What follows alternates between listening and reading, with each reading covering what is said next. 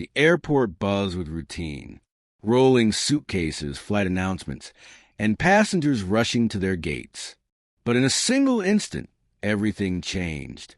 Officer Mark Jensen's K-9 partner, Rex, suddenly froze. Ears up, eyes locked on a black suitcase sliding down the belt. Before Mark could react, Rex lunged, barking furiously, teeth bared. Passengers screamed. Officers froze.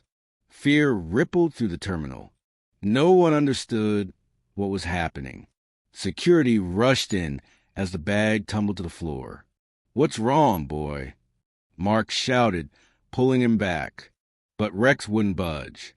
He scratched at the bag, teeth bared, refusing to let go. His eyes locked on that one suitcase like he'd found something human I couldn't see. Something inside that suitcase wasn't right. "Rex, Mark commanded. But deep inside, he knew better. Rex never made mistakes. Airport staff backed away. The bag looked ordinary, but Rex's instincts were never wrong. At first, everyone thought it was a bomb. Then came the moment that changed everything. When that suitcase was finally opened, what they found inside shocked everyone. Stay with us because this amazing story will leave you speechless. Before we start, make sure to hit like, share, and subscribe. And really, I'm curious, where are you watching from? Drop your country name in the comments. I love seeing how far our stories travel. The morning rush at LAX International Airport was in full swing. The hum of rolling suitcases and distant flight announcements blended into a steady rhythm, the kind only airport workers could tune out. Amid the controlled chaos, Officer Mark Jensen moved with quiet precision, his trained eyes scanning faces, hands, and luggage. Beside him, his partner Rex, a powerful German shepherd with alert, amber eyes, padded gracefully through the terminal. His nose twitched, ears flicking toward every passing sound. They had been a team for 4 years, inseparable, efficient, and trusted. Mark often joked that Rex understood human emotions better than most people. To strangers, he was just a police dog. But to Mark, he was a partner, a protector, and at times the only one who truly understood the weight of the job. "Easy day so far," muttered Officer Blake, Mark's colleague, sipping his coffee near the baggage carousel. Mark nodded, glancing at Rex. "Yeah, let's keep it that way," he said with a faint smile. Rex's tail swayed once, as if agreeing. Their routine inspection began as always. Random scans, subtle observations, and coordination with security staff. Rex sniffed around luggage belts, weaving between suitcases and passengers with practiced grace. Tourists snapped selfies. Families hugged goodbye. To everyone else, it was just another ordinary day. But for Rex, every scent told a story, every movement a potential clue. Suddenly, his head jerked toward the conveyor belt near Gate 7. His body stiffened. A deep growl rumbled in his chest. Mark paused mid-step. He knew that sound, the low instinctive warning Rex gave only when something didn't feel right. "What is it, boy?" Mark whispered, his voice tightening. Rex didn't move. His eyes locked onto a particular suitcase, black, medium size, rolling slowly toward the pickup zone. Mark followed his gaze, his heartbeat quickening. There was nothing visibly unusual, just another traveler's bag, but Rex's nose flared again, and his growl deepened, echoing faintly against the terminal walls. Mark placed a hand on his leash. "All right, easy. Let's check it out." Passengers glanced curiously as the officer and his dog moved closer. No one yet realized that Suitcase would turn an ordinary morning into a national headline.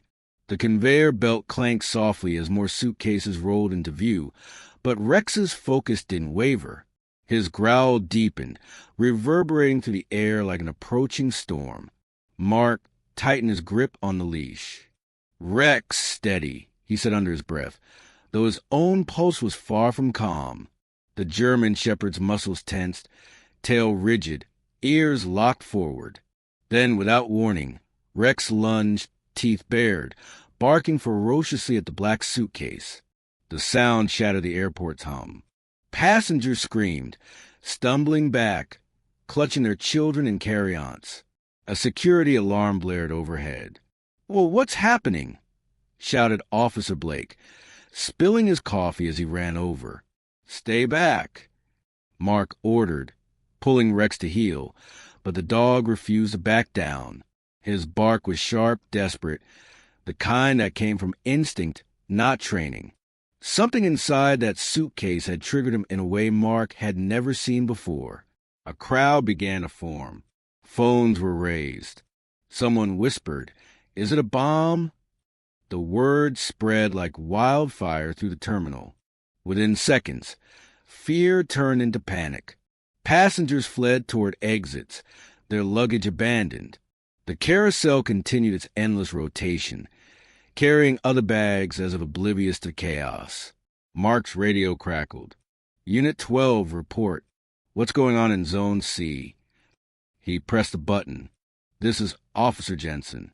My K-9s identified a potential threat on a suitcase at Gate 7. I need the bomb squad on standby. Clear the immediate area now." Rex barked again, louder, pawing at the suitcase with sharp precision, as if pointing directly at something specific inside. Mark could see the dog's nostrils flare, his body trembling slightly, not from fear, but focus. The suitcase tipped over, hitting the floor with a dull thud. Everyone froze. Even Rex paused, his bark cutting off for a second, nose pressed toward the handle. Mark's breath caught. He could almost feel the weight of 100 eyes on him. "All right, everyone, step back," shouted a sergeant, motioning officers to set up a perimeter. Red tape was stretched across the area. The crowd murmured, whispers blending with the airport announcements that continued mechanically. Mark crouched beside Rex, voice low. "You sure about this, buddy?" Rex didn't look at him, only at the suitcase. Then, in one sudden motion, he growled again, louder this time, his gaze burning with urgency. Mark's gut twisted. Whatever was inside that bag, it wasn't just metal or fabric. It was something dangerous, something alive. The security zone buzzed with tension. Officers formed a perimeter around the baggage area as Rex stood rigid, his growls echoing through the sterile hall. The once busy terminal had turned eerily quiet, just murmurs, clicking cameras, and Rex's heavy breathing breaking the silence. Mark's eyes darted toward the suitcase now lying on its side. Its black shell gleamed under the harsh fluorescent lights. "Who owns this bag?" he called out. His voice carried authority, but also unease. For a moment, no one spoke. Then a man stepped forward hesitantly. A tall, middle-aged traveler with neat clothes and a nervous smile. "That's mine," he said, voice trembling slightly. "Is something wrong, officer?" Mark studied him carefully. The man's hands twitched, his gaze shifting between Rex and the bag. "Sir, I'm going to need you to step over here," Mark said firmly. The man nodded quickly, trying to appear calm. Of course. It's just clothes, souvenirs. I just landed from Berlin." Rex growled again, low and guttural. His hackles rose, eyes locked on the man. Mark felt a chill crawl up his spine. "That's enough, boy," he muttered. But deep down he trusted Rex's instincts more than any human's explanation. 2 officers approached, gloved and cautious. One crouched beside the suitcase, while another kept an eye on the suspect. "Sir," the officer said, "we're going to have to open this bag." The man's face paled. "Wait, what? Why? You can't just—" Mark cut him off. "It's airport protocol. If your bag's clear, you'll be free to go." As the officer reached the zipper, Rex barked sharply. Once, twice, then stopped, his body coiling tight.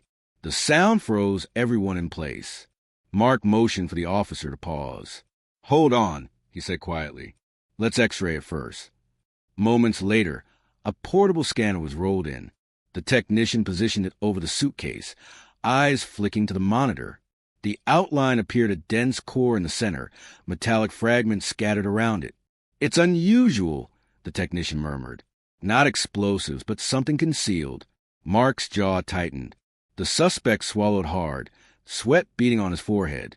Rex stepped forward, nose close to the bag, sniffing rapidly. Then he looked up at Mark and whined, an anxious, frustrated sound. Mark's instinct screamed. "Move the bag to containment," he ordered. As the officers carefully lifted the suitcase, a faint metallic rattle came from inside.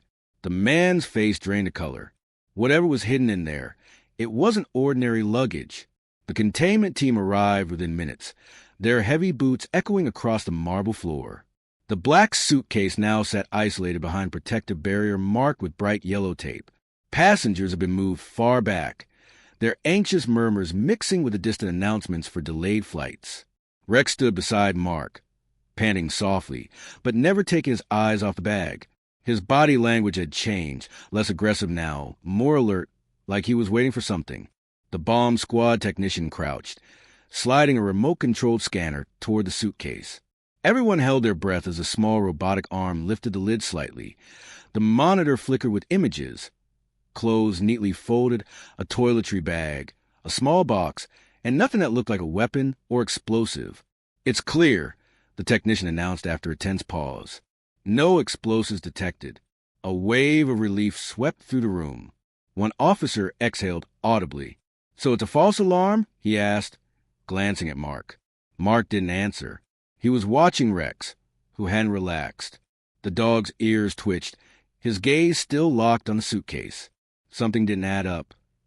The suspect tried to smile. "See, I told you I didn't do anything wrong," he said shakily. "Can I go now?"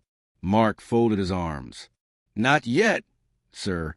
We'll need to verify your travel documents." As another officer began checking the man's passport, Mark crouched beside Rex. "What is it, buddy?" he whispered. Rex sniffed the air again, then let out a quiet whine, his nose brushing the edge of the suitcase. Mark straightened. "Run another check," he said firmly. The bomb technician frowned. "Sir, it's clear," he said again. Mark's tone left no room for argument. The technician scanned the suitcase a second time, then froze. "Wait, what's this?" He zoomed in on a faint rectangular shadow beneath the base panel. That wasn't visible before. Mark's pulse quickened. A double layer. The technician nodded slowly. "Could be." The suspect's nervous facade cracked. I don't know anything about that," he stammered, stepping back. Mark exchanged a grim look with Rex. "You were right again, partner," he murmured. The suitcase wasn't dangerous on the surface, but something much darker was hidden underneath. Mark watched the technician's monitor, brow furrowed. The faint shadow under the base panel pulsed slightly with each sweep of the scanner. Proof that Rex had been right all along. Yet uncertainty gnawed at him. What if they were misreading it?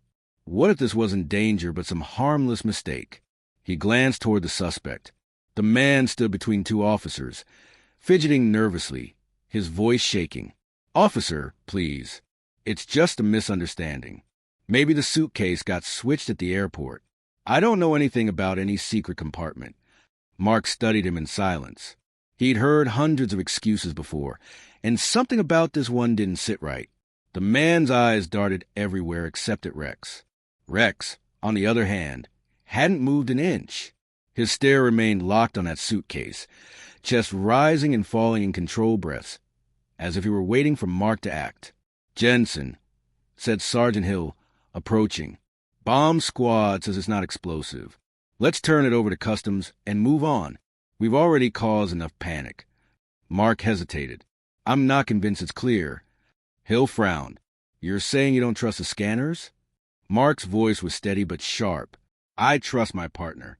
He's never wrong. There's something inside that bag we're not seeing." The sergeant sighed, rubbing his forehead.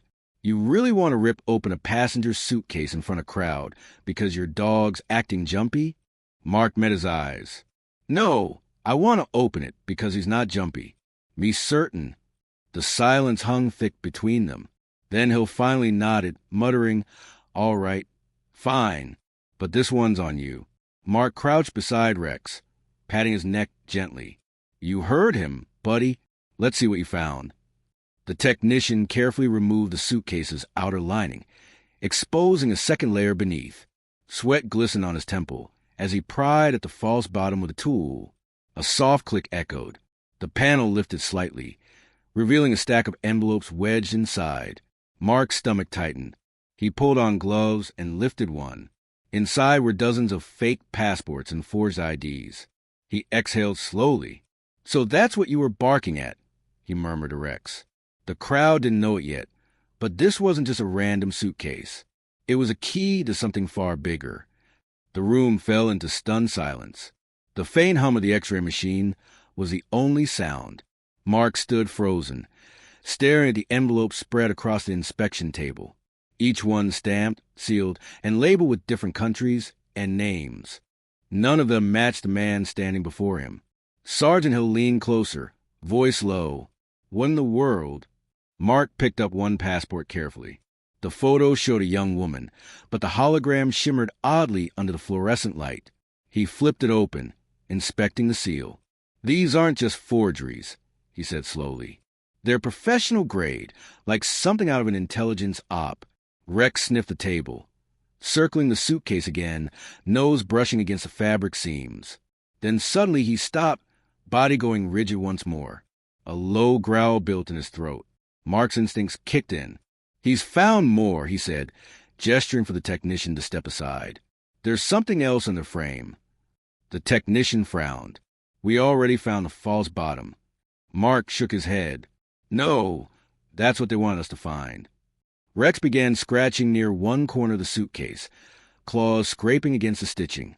Mark leaned down and noticed something unusual, a faint ridge running along the frame like a hidden latch.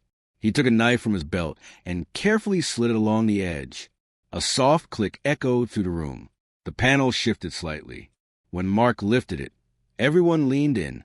Inside the narrow compartment were rolled bundles of cash, each wrapped tightly in black tape, and small plastic cards tucked beneath them.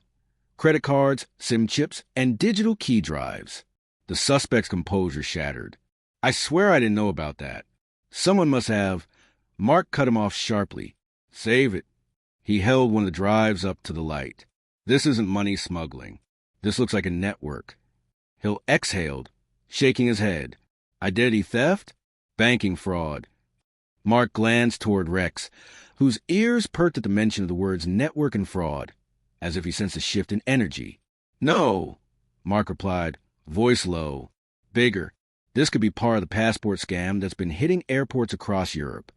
He looked at the suspect, eyes narrowing. "You said you came from Berlin, right? Who gave you the suitcase?" The man swallowed hard, voice barely a whisper.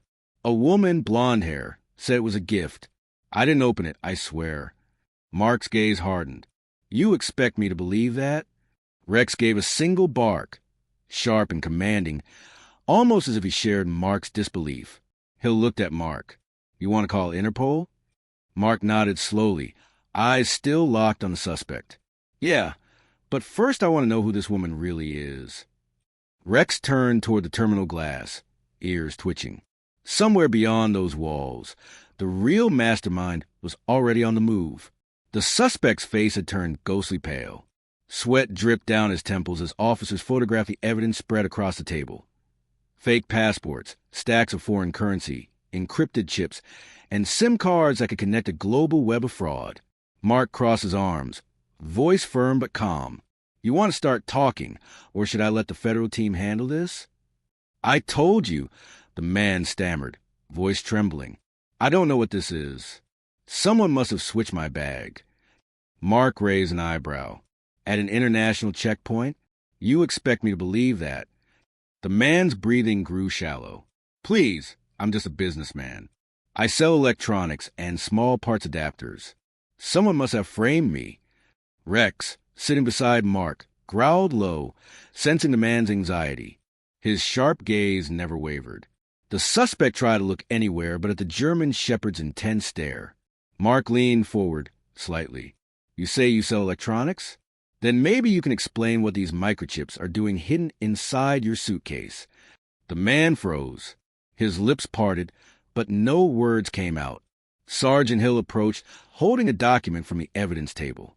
"He's not lying about the flight from Berlin," Hill said, scanning the passenger record. "But his passport doesn't match any entry logs.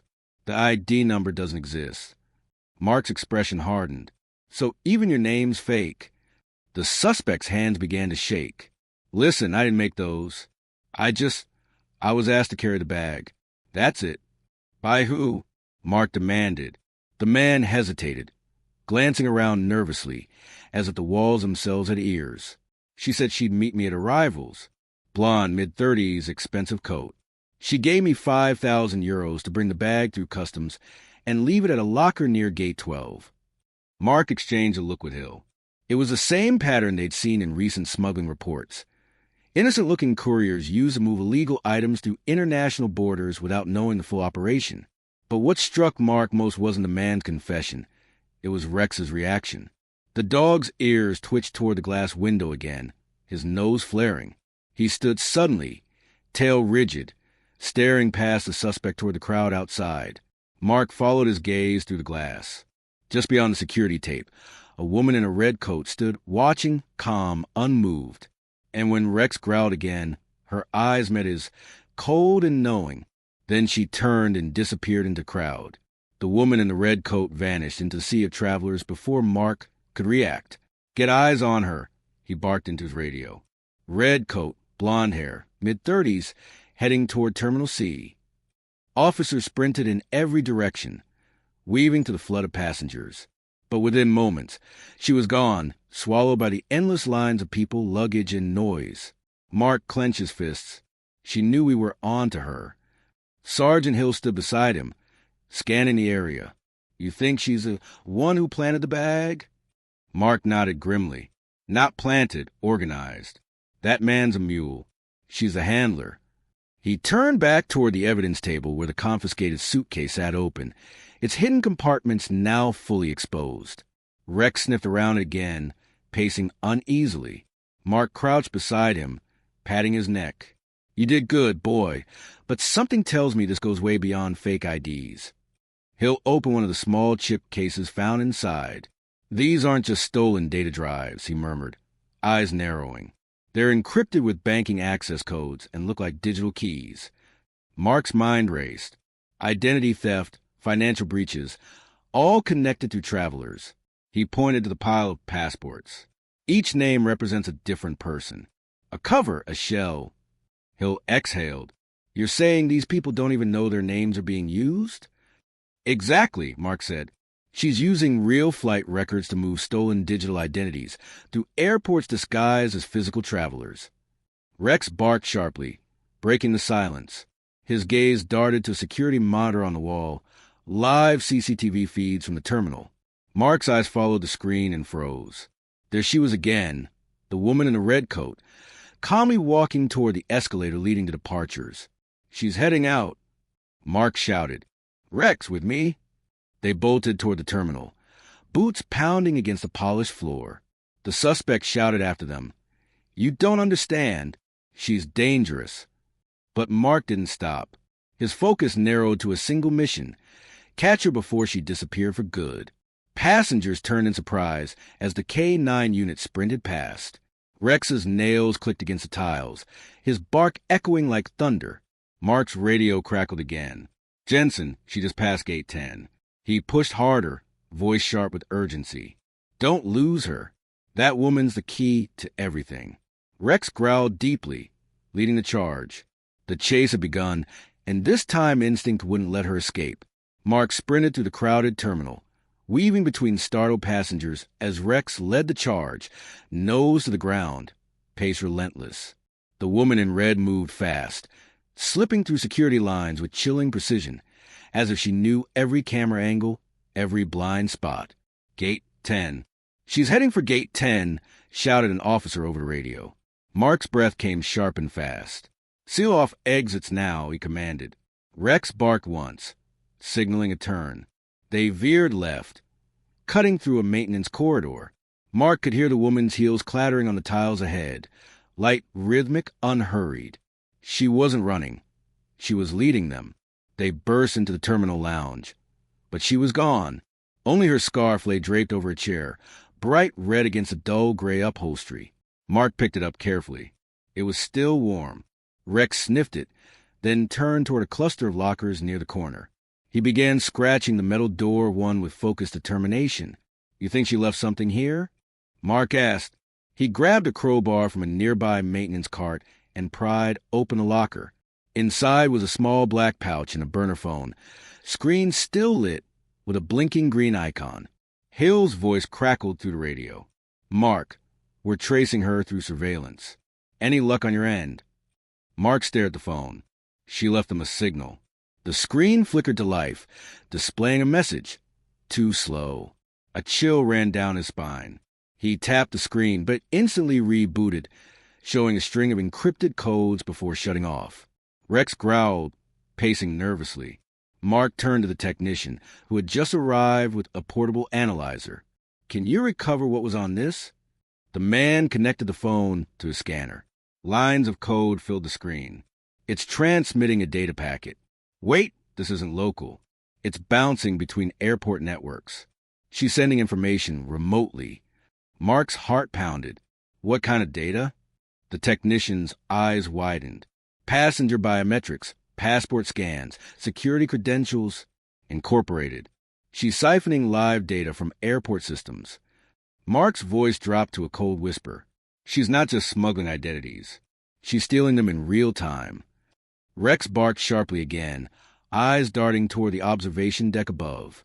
Mark looked up just in time to see her, the woman in red, watching him from behind the glass wall, a faint smirk on her lips. Then she turned, walking calmly toward the boarding gates. Back in the security office, the atmosphere was thick with tension. The suspect sat hunched in a metal chair, wrists cuffed, trembling hands pressed flat against the cold table. His eyes darted nervously between the officers surrounding him, but always flicked away when they met Mark's steady gaze. Mark placed a black suitcase on the table with a heavy thud. "Let's start again," he said calmly. "You said you didn't know the woman in the red coat. You want to stick to that story?" The man swallowed hard. "I told you I don't know her name. She approached me in Berlin, said she worked for a charity, needed help delivering supplies. I didn't ask questions. I just needed the money." Mark leaned in, tone sharp but measured. "Supplies don't come wrapped in fake passports and encrypted drives. You knew something was wrong." "I swear I didn't," the man pleaded, voice cracking. "She told me not to open the bag. Said customs was dangerous. I thought maybe it was medicine or something political." Rex, lying beside the table, lifted his head and gave a low growl. The sound made the suspect flinch. Mark glanced down. "You hear that? He doesn't believe you, and neither do I." He'll step forward, dropping a folder on the table. "Your fingerprints are on 2 of the forged IDs and one of the cash bundles. You expect us to think you carried this across 3 countries without knowing." The man's composure shattered.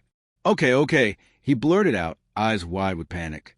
"She said it was about identity protection, new technology for travelers. I thought it was a legal business. Please, I didn't know it was a scam." Mark exchanged a look with Hill. "Who is she?" He hesitated, trembling. "She called herself Marina. Always wore that same red coat.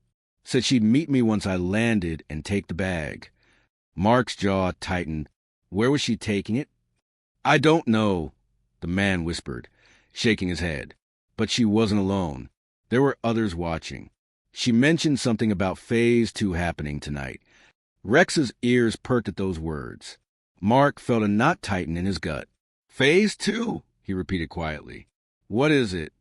The man only lowered his head, tears forming in his eyes. "I think you're already too late." Mark froze.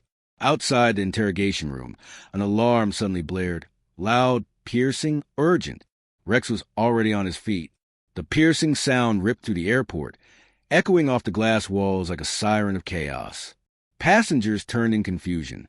Security teams scrambled as the intercom crackled. "Attention all units. Lockdown in effect. Suspected breach in Terminal B." Mark shot up from his chair. Rex already standing alert, ears perked, tail stiff. "Hill, stay with the suspect," he ordered, snatching his radio. "We've got movement." He sprinted into the corridor, Rex pacing beside him, eyes sharp and determined. "Control, talk to me," Mark called into the radio. "Where's the breach?" "South Concourse." A woman matching the red coat description bypassed secondary screening. "She's heading toward the international gates." Mark's pulse surged. "That's her." He and Rex tore down the hallway, footsteps echoing. The airport that had once buzzed with chatter now felt eerily still, the tension suffocating. As they rounded a corner, Mark caught a glimpse of her, the woman in red, striding calmly through the crowd, posture straight, movements deliberate. She wasn't running. She was executing a plan. "Stop! Police!" Mark shouted. The woman turned her head slightly, lips curling into a faint, knowing smile. Then she slipped through the service door beside gate 18 and vanished from view. Mark cursed under his breath and followed. The hallway beyond was dim, lit only by flickering emergency lights. Rex sniffed the air, growling softly as he followed her trail. They pushed through another door, and there she was, standing near a luggage cart, her red coat glowing faintly under the industrial lights. "You're not going anywhere," Mark said, voice firm but steady. She raised her hand slowly, smirking. "Officer Jensen, I've heard about you." The way she said his name froze him for a second. "How do you know me?" "Oh, we study the best," she replied coolly. "You and your dog, heroes in every report. I almost feel bad outsmarting you." Rex barked sharply, baring his teeth. Her expression hardened. "You have no idea what you stepped into. This isn't about me. It's about everyone you trust." Before Mark could respond, she tossed a small metallic object to the floor. It clattered, then emitted a blinding flash of white light. Rex lunged instinctively, but by the time Mark's vision cleared, she was gone. The door to the runway stood open, her red scarf fluttering in the wind. The blast of light still lingered in Mark's eyes as he stumbled forward, blinking rapidly. The metallic taste of adrenaline filled his mouth. Rex barked furiously, tugging on the leash toward the open runway door. "She's on the move!" Mark shouted into his radio, voice sharp and urgent. "Suspect heading toward the south runway. Female redcoat. Mid-30s. All units respond." The cold night air slammed into them as they burst through the doorway. Floodlights cut across the tarmac, glinting off silver aircraft and rolling service trucks. The roar of jet engines drowned out everything else. Rex sprinted ahead, nose to the ground, weaving between parked carts and cargo crates. Mark followed close behind, boots pounding against concrete. His radio crackled with updates. Unit 4 in pursuit from Terminal D. Negative visual on the subject. But Mark wasn't listening. He trusted Rex more than any signal or camera feed. Up ahead, a flash of red cut across the shadows. The woman darted between two grounded planes, her coat whipping in the wind. Mark raised his hand. "Rex, go!" The German shepherd surged forward, powerful muscles propelling him faster than a human eye could follow. The woman glanced back just in time to see him closing in. Her calm demeanor finally broke. She ran. She leapt onto a service stairway leading up to a maintenance platform, trying to reach the hangar beyond. Mark followed, lungs burning, heart hammering. "Stop! You're surrounded," he yelled, though they both knew it was a lie. She was steps from disappearing into the maze of hangars. Rex barked again, echoing through the air. The woman turned, panicked, and hurled a metal rod at him. It clattered harmlessly against the ground, but the act only fueled Rex's drive. He bounded up the stairs, teeth bared, stopping just feet away as she slammed the maintenance door shut behind her. Mark caught up seconds later and rammed his shoulder into the door. It gave way with a screech of metal. Inside the hangar was massive and dimly lit, filled with crates and containers marked with international shipping labels. Rex sniffed the air, moving fast left, right, then suddenly stopped near a stack of wooden crates. His growl echoed low and deep. Mark drew his weapon cautiously. "You're trapped, Marina. It's over." From the shadows, her voice floated back, eerily calm. "Over? No, Officer Jensen. This is only the beginning." Before Mark could respond, the sound of an engine roared behind the crates. A small cargo vehicle burst to life. The woman leapt into it, speeding toward the open hangar door. "Rex, now!" Mark shouted. Rex lunged, clamping onto the rear tarp. The vehicle swerved, tires screeching. Mark sprinted after them. The night filled with flashing lights and roaring sirens. The chase had moved beyond the airport into the dark unknown. And Mark knew deep down this wasn't just about one woman anymore. It was about stopping an invisible war. One Rex had sensed long before anyone else. The small cargo vehicle tore through the outer perimeter of the airport, veering off the service road onto a narrow maintenance path leading toward the old hangars. Wind whipped through Mark's hair as he chased on foot, flashlight beams slicing through the darkness. Rex ran beside him, growl low, steady, relentless. "Control, I need backup at Hangar 47. Mark shouted into his radio. "Suspect attempting escape through the industrial zone."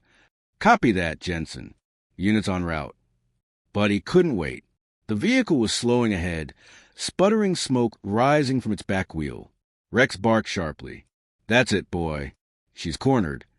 The woman in red jumped out, stumbling as her heels snapped on the gravel. She spun, eyes flashing, breath visible in the cold air. "Don't come closer," she shouted, pulling a small device from her pocket, sleek metallic, blinking faintly. Mark raised his hand slightly. "Stand steady. Whatever you're holding, put it down. It's over." She laughed bitterly. "Over? You think you stopped me? You've only scratched the surface." Rex growled again, stepping forward. Mark's eyes stayed locked on hers. "You've been stealing digital identities, laundering millions, and using innocent travelers as mules. You call that a cause?" Her smirk faded. "A cause," she whispered. "You have no idea what cause means, officer. You guard the front door while the real thieves sit in offices, hiding behind government contracts. I just even the odds." Mark's jaw tightened. "By destroying lives, by exposing them." She shot back, voice trembling. "Now you think your airport is clean? You think your systems are safe? Every chip, every drive, every identity, all already sold. And your K-9? He just happened to find the first breadcrumb." Rex's bark cut through her words. Mark's gaze flicked toward the blinking device. "What's that?" Her fingers hovered over it. "Insurance." Mark took a slow step forward. "Don't make this worse." She hesitated. For a brief moment, her eyes softened, fear flickering behind her confidence. "You can't stop it," she whispered. "Even if I die, the data is already gone." Mark lunged. "Rex!" Rex sprang forward, teeth flashing as he grabbed her sleeve, dragging her down before she could press the trigger. The device flew from her hand, clattering across the concrete. Mark kicked it away and cuffed her swiftly, pressing her wrist behind her back. "Marina Torres," he said firmly, "you're under arrest for cyber trafficking, identity theft, and terrorism against civilian systems." She didn't resist, just looked up at him with a faint, knowing smile. "You caught me, Officer Jensen, but you'll never find where it's hidden." Mark exhaled slowly, adrenaline still burning in his veins. Rex stood beside him, panting, amber eyes calm but alert. "Maybe not," Mark said quietly, "but I've got the best tracker in the world."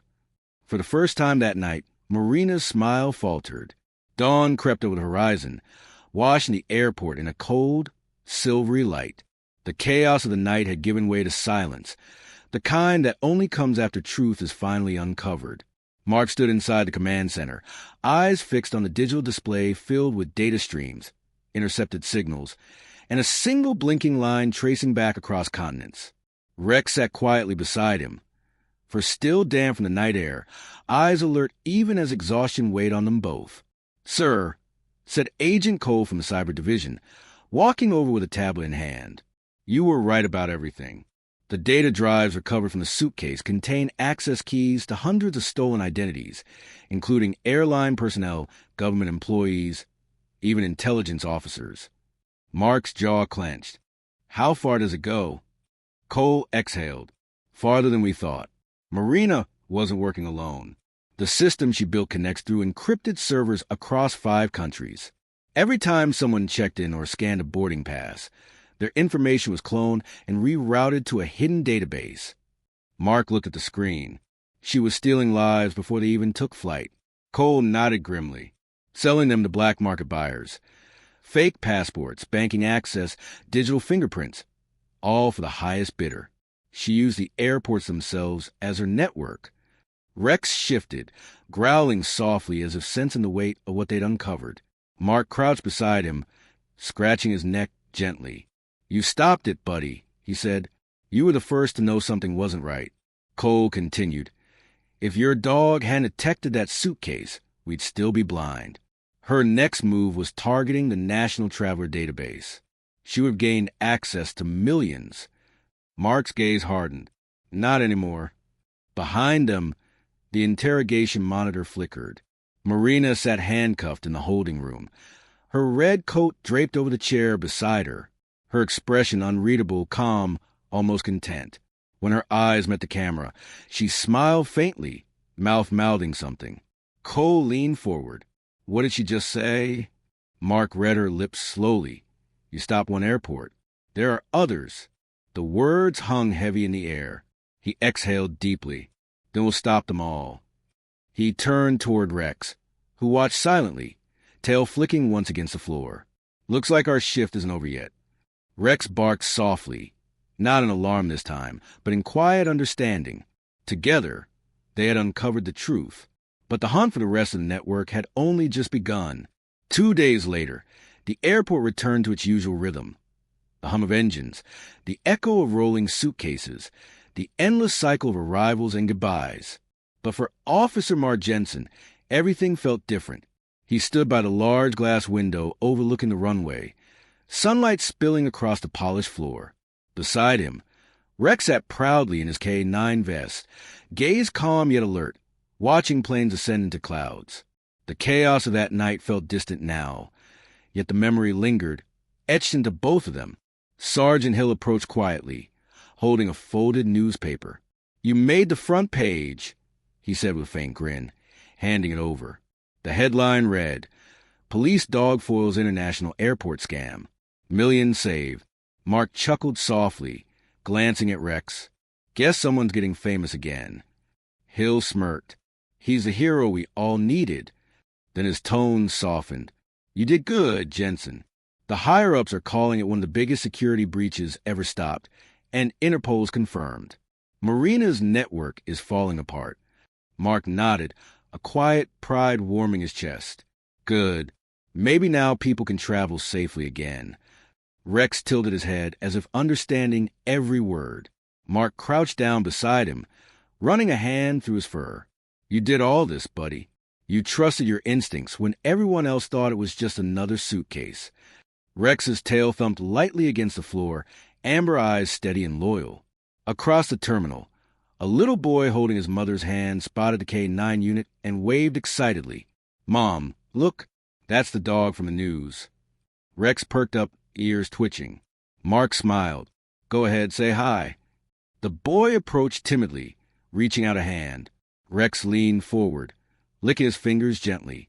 The boy giggled, pure joy lighting up his face. His mother wiped a tear from her eye. Thank you for what you do, she said softly. Mark nodded, humbled. He's the real one to thank. As they turned back toward the window, a plane lifted gracefully into the sky, sunlight glinting off its wings. Mark exhaled, a sense of calm settling in his chest. You know, Rex, he said quietly, for every evil we stop, there's always another waiting. But as long as we're together, we'll handle it. Rex barked once, a firm, proud sound that echoed across the terminal. The camera panned upward, capturing the two silhouettes, man and dog, standing side by side beneath the morning light. A partnership built on instinct, loyalty, and courage, and a reminder that sometimes heroes walk on four legs.